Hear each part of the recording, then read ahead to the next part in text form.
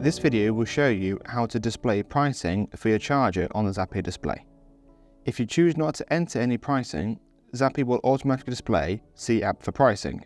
However, if you would like to show pricing, you'll need to adjust two OCPP parameters on Zappi.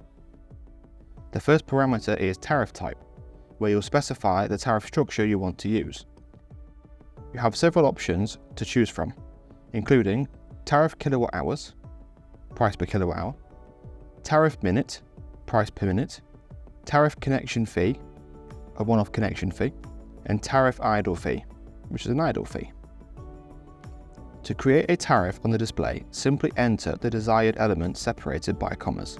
For instance, if you want to display a tariff with both a price per kilowatt hour and a price per minute, you would enter tariff kilowatt hours, tariff minute. Next, specify the value for each selected element. Each element has its own value parameter, which should be entered in the format 0.00. For example, if you want to set a price per kilowatt hour and an idle fee, enter the respective values as 0.23 and 0.05. Zappi will automatically add the currency symbol. And that's it. Zappi is now fully set up in commercial mode.